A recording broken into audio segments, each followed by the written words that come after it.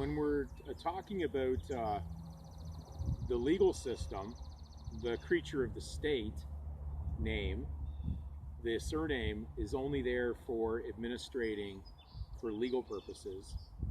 The biggest problem has been the trick of Satan inducing you to actually place what is real and inject it or incorporate it into or yoke it with this legal creature of the state.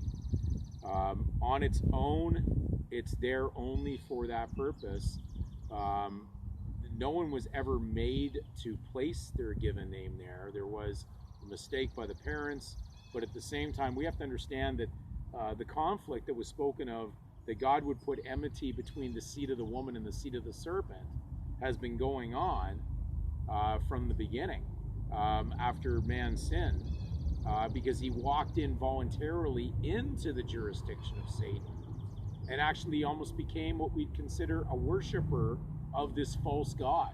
And so the yoking or the incorporation of your private God-given name into the mix is the problem.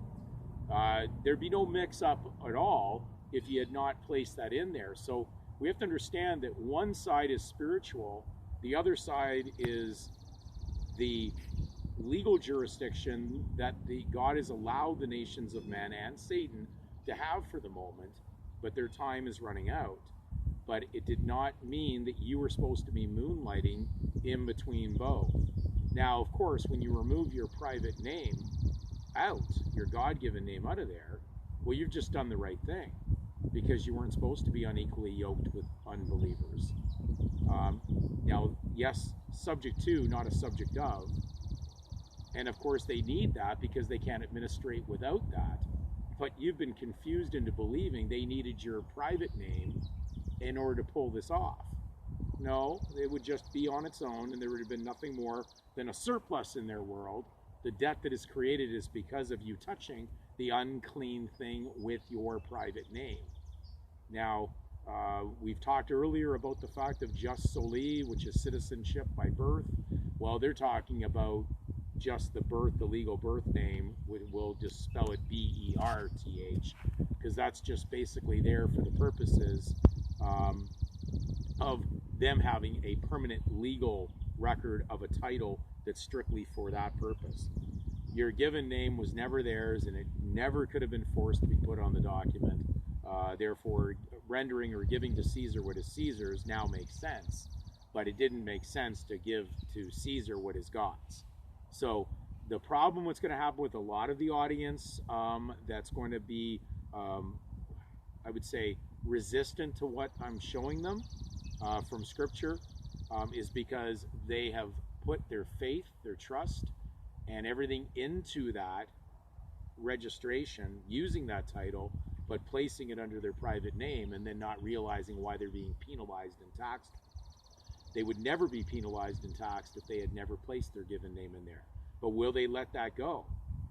We know that Paul said that for Christ he would lose this gain or this Mammonite private claim that was going on around him, and therefore very pertinently he knew that even though he had the ability to have those things privately crossing the public as everybody else was doing, he knew that it wasn't going to be the righteous or the spiritual thing to continue in that direction if he was there to serve his true master, which was Jesus Christ. So to reach the highest authority, you are going to have to separate. You have to separate that. How could you separate or be separate or private if you're in the public with a private claim? It's just a complete ridiculous concept when you see it in this simple manner. So we're going over this and over this because there's still emails I get where people are just way out in left field, not seeing the simplicity of this. They want to complicate it. So realize that the world that you're surrounded in could be complicated if you're going to, of course, go through the lawyers who are the legalists, who will cast spells on you as grammarians and hope that you'll be induced into that spell. but not for those who have eyes to see and ears to hear. So once the scripture is speaking to you, you're going to need to make a decision. But if you are going to remain and try to keep holding on to a private claim to the public property title, well, then you're going to get caught with all the legal penalties and plagues that were spoken of in Revelation that are soon to come. Yes, the state would own everything. Absolutely let them own anything in the legal, because you're not supposed to be in the legal, and therefore the legal title will continue on its own. The only thing is you won't have any private claim to it, nor will you have a will to leave any of those unrighteous mammon